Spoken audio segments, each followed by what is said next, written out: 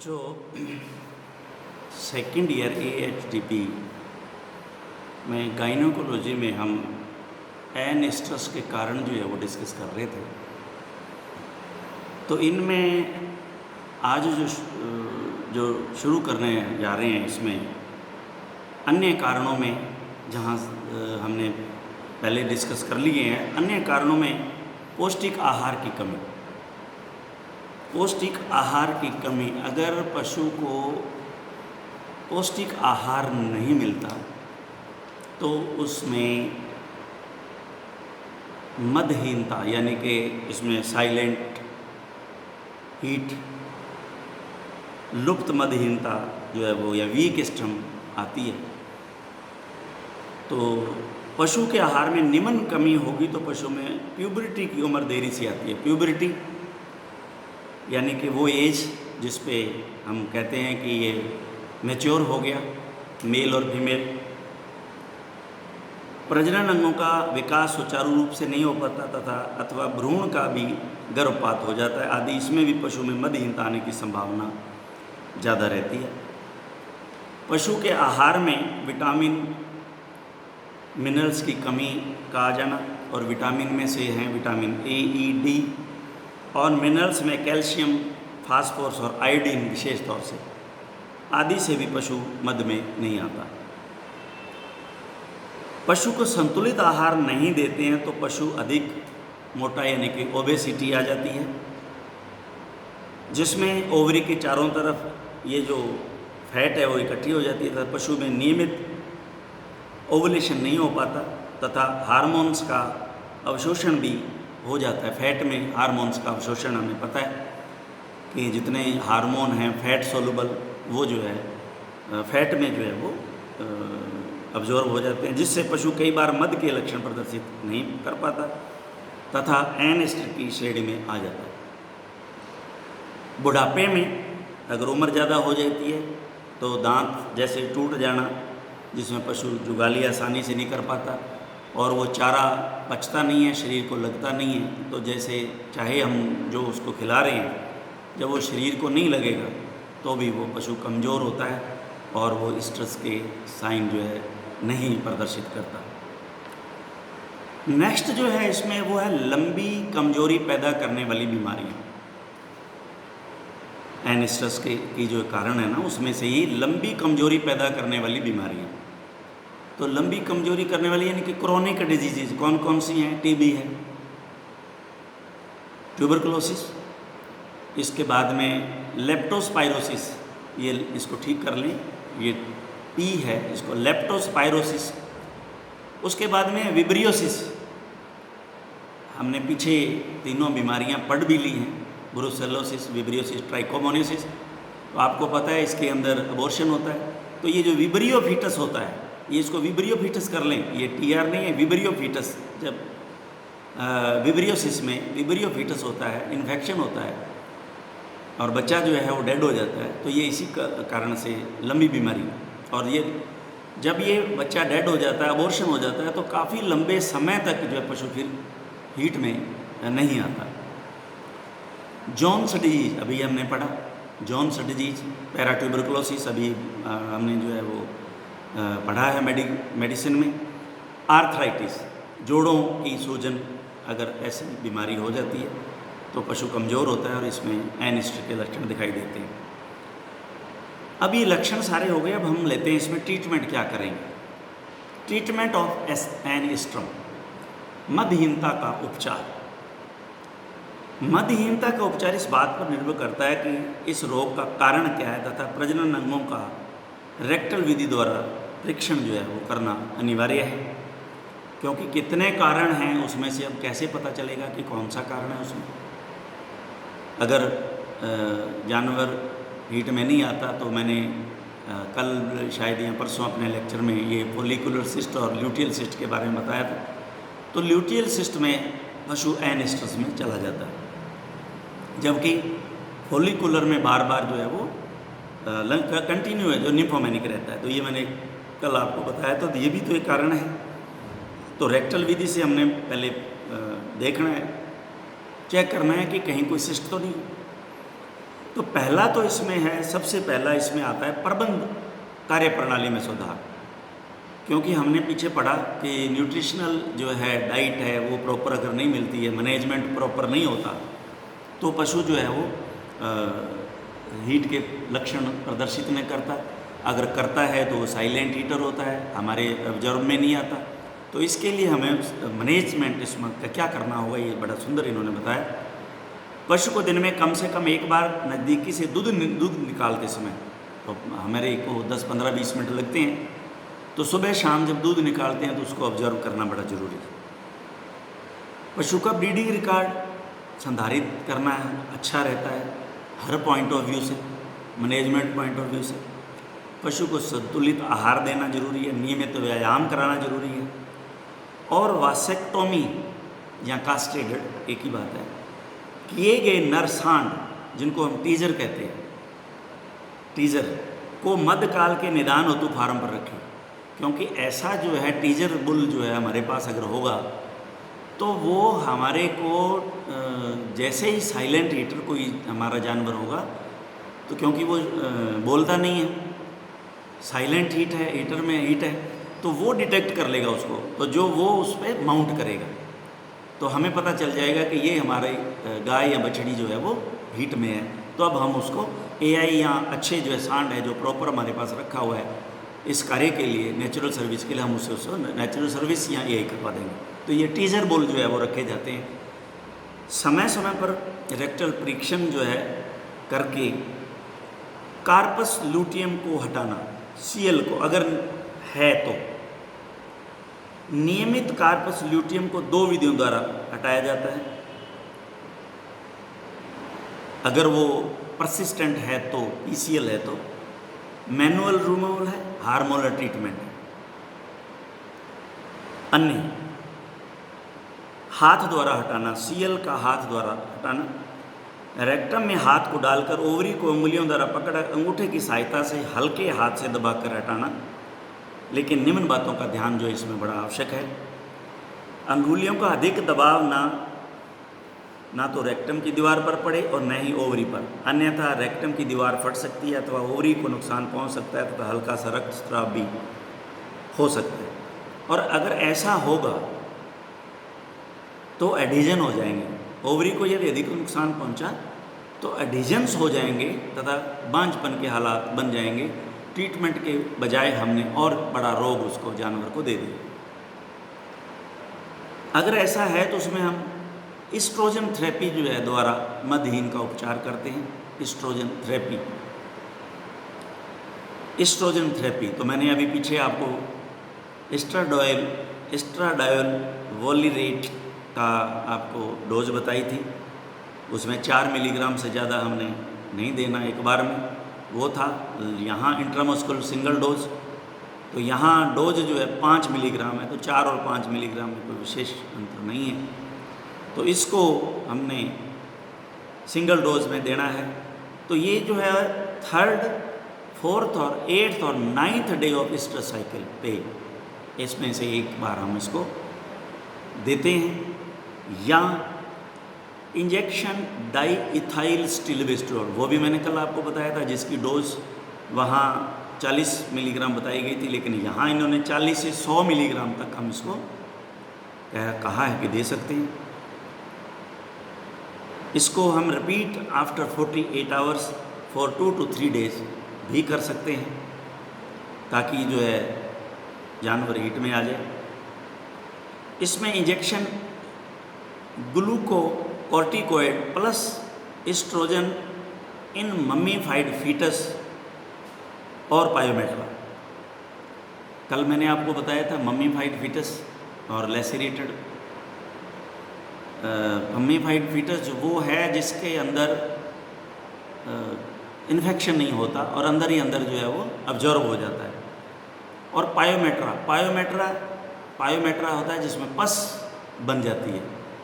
अगर ऐसी कंडीशन होती है तो एस्ट्रोजन के साथ साथ जब हम ग्लूकोकॉर्टिकोइड्स साथ में इस्तेमाल करते हैं, देते हैं, तो ये मम्मीफाइड फीटस और पायोमेट्रा जो है वो जल्दी कंडीशन जो है वो ठीक हो जाती है, यानी कि यूट्रस से बाहर जो है वो उसको फेंक दिया जाता है। स्ट्रेस सिंक्रोनाइजेशन, इसमें स्ट्रेस सिंक्रोनाइजेशन, अब मैंने सिंक्रोनाइजेशन का एक लेक्चर पूरा हमारे लेक्चरर जो है बाहर से हमने बुला करके आपको दिलवाया था, आपको याद होगा कि स्ट्रेस सिंक्रोनाइजेशन क्या होता है। सिंक्रोनाइजेशन का मतलब होता है कि बहुत सारी इवेंट्स को एक ही साथ जो है चलाना शुरू कर देना। तो जैसे बहुत सारी हमारे पास गायें हैं, उनको एक ही टाइम में हीट में लाना, ऐसी विधि जब हम इस्तेमाल करते हैं ताकि वो एक ही टाइम में ब्याएं और हमारे पास उस समय जब दूध की स्केर्सिटी हो, कम हो, तो जो है वो हमारे पास बहुतायत में हो और हमें लाभ उससे प्राप्त हो जाए, तब वो महंगा बिकेगा। तो स्ट्रेस सिंक्रोनाइजेशन में ये करते हैं by using progesterone hormone such as MAP and MGA। MGA ये इसका नाम है मेलेंजिस्ट्रोल एसीटेट, मेलेंजिस्ट्रोल एसीटेट कहते हैं इसको। और ये 18 से 20 दिन पर इसको अथवा 3 से 5 डे पर इसको लगा दिया जाता है, परंतु ज्यों ही पशु मद में आ गया तो इस इंजेक्शन को बंद कर देते हैं। ये एस्ट्रोजन प्रोजेस्टेरोन के इंजेक्शन है, हीट सिंक्रोनाइजेशन में इनको काम में लेते हैं। तो MAP जो है वो 6-क्लोरो-6 डिहाइड्रो 17-एसिटॉक्सी प्रोजेस्टेरोन के नाम है। ये दोनों इतने लंबे नाम याद करने की ज़रूरत नहीं है, MAP एंड MGA अगर आप याद रख लेते हो यही आपके लिए सफिशिएंट है। अन्य हाथ द्वारा ओवरी पर मालिश करना, ये भी मैंने फील्ड के अंदर बहुत अच्छा तजुर्बा किया है। कुछ नहीं किया, सिर्फ जो है पर रेक्टम ओवरी को हल्का सा उससे अंगूठे और उंगली से पकड़ा और धीरे धीरे उसको कुछ समय के लिए मसाज करके दोनों को छोड़ दिया, तो इससे भी जानवर जो है वो हीट में आ गए। इलेक्ट्रो इजेकुलेटर से हल्का करंट देना, जैसे इलेक्ट्रो इजेकुलेटर हमने उसमें भी देखा, मेल के अंदर पेनिस के इरेक्ट करने के लिए हमने जो है इसको पढ़ा भी था। इलेक्ट्रो इजेकुलेटर इलेक्ट्रिसिटी द्वारा जो है वो करंट जो है वो दिया जाता है। और तीसरा जो है क्लोमिफेन साइट्रेट, ये टेबलेट आती हैं क्लोमिफेन साइट्रेट की और मार्केट में ये फर्टिवेट के नाम से मिलती हैं, फर्टिवेट के नाम से 15 दिन खिलानी है। इसी के साथ 400 मिलीग्राम विटामिन ई जो है की गोली तथा मिनरल मिक्सचर भी हम उसको देते हैं, तो इसके अच्छे परिणाम आते हैं। ये जो ट्रीटमेंट है आपने बहुत अच्छी तरह इसको याद करना है, ये आपके फील्ड के लिए बहुत वेरी इंपॉर्टेंट है ये। और से कैप्सूल भी बहुत सारे आते हैं, प्रजना कैप्सूल आता है, यूट्रोलिन कैप्सूल आता है, सजनी कैप्सूल आता है, जनोवा कैप्सूल आता है और फर्टिकिट के नाम से, जो मैंने शायद आपको मेडिसिन की लैब में ये फर्टिकिट तो आपको मैंने दिखाई है, ये भी आती है। अब उसके बाद में बांझपन के आहारीय कारण, infertility due to nutritional causes, कौन कौन से आहार से जो है इनफर्टिलिटी पशु में आती है, वो कौन से हैं। नर व मादा के प्रजनन अंगों के नॉर्मल विकास एवं उनके कार्यों हेतु पौष्टिक आहार की प्रमुखता है। संतुलित आहार ना देना, आहार में पोषक तत्वों की कमी जैसे प्रोटीन, विटामिन, खनिज, लवण, पशु को भूखा रखना। अधिक आहार देना, पशु का अत्यधिक मोटा होना जैसे अंडर फीडिंग, कम स्टारवेशन व ओवर फीडिंग, ये ओबेसिटी का जो है वो लाती है, मोटापा लाती है। से पशु के प्रजनन अंगों का सर्वांगीण विकास व कार्य सुचारू रूप से नहीं होगा तथा पशु में निम्न लक्षण बांझपन के दिखाई देंगे। पशु यौनावस्था को प्राप्त नहीं करेगा, पशु मद में आएगा ही नहीं, और यदि आएगा तो अनियमित आएगा। पशु गर्भित नहीं होगा, यदि गर्भित होता है तो भ्रूण का विकास नहीं होगा और गर्भपात भी हो सकता है। तो मुख्य रूप से अभी हमने पीछे पढ़ा, मुख्य रूप से विटामिन ए व ई लक्षण, मिनरल जैसे phosphorus, calcium, manganese, copper, cobalt, iodine आदि की कमी से पशु में बांझपन के लक्षण दिखाई देते हैं। पशु को नियमित व्यायाम भी करवाना आवश्यक है, अन्यथा ओवरी के चारों तरफ वसा जमा हो जाएगी तथा ओवुलेशन नहीं होगा। ये हमने पहले ऑलरेडी पढ़ चुके हैं। अन्य प्रजनन अंगों के पैथोलॉजिकल कारण, बीमारी, अन्य प्रजनन अंगों में कोई अगर बीमारी है, पैथोलॉजिकल कारण है, पशु के प्रजनन अंगों में यदि निम्न दोष होंगे तो पशु में बांझपन हो सकता है।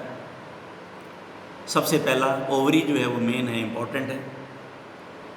ओवरी तो इसमें ये सारे के सारे ट्यूमर हैं, इसने जो नाम लिखे हैं, ओवेरियन ट्यूमर्स हैं, फाइब्रोमा, डिसेजर, माइनोमा, सिस्टेडिनोमा, वास्कुलर हेमरटोमा, डर्मेसिस्ट, लिम्फोसार्कोमा, ये सारे जो है ओवरी के ट्यूमर्स हैं। अगर ऐसा है ओवरी पर ये ट्यूमर्स हैं तो पशु जो है वो बांझ हो जाएगा, हीट में नहीं आएगा, एनिस्टिस भी है और फर्टाइल हो जाएगा, इनफर्टाइल। उसके बाद में आता ओविडक्ट, इसकी सूजन को सेल्फिंजाइटिस कहते हैं। अगर इसमें पानी भर जाता है तो हाइड्रोसेल्फिक्स होगी, अगर इसमें पस भर गई तो पायोसेल्फिक्स आदि नाम बोले जाएंगे। अगर यूट्रस में सूजन आ गई तो हम उसको एंडोमेट्राइटिस बोलते हैं। अगर उसमें पस पड़ गई तो एब्सेस ऑफ यूट्राइन वाल हो गया, ट्यूमर ऑफ द यूट्रस हो गया, पायो एंड म्यूको एंड हाइड्रोमेट्रा, पानी भरना, म्यूकस भर जाना, पस भरना, तो ये इस तरह के सारे जो है यूट्रस में बच्चेदानी के सारे रोग हैं।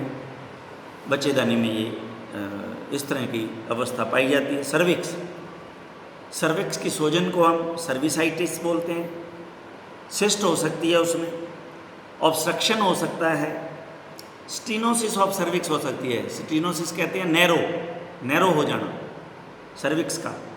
म्यूको सर्विक्स हो सकती है, म्यूकस जो है उसमें ज़्यादा हो सकता है।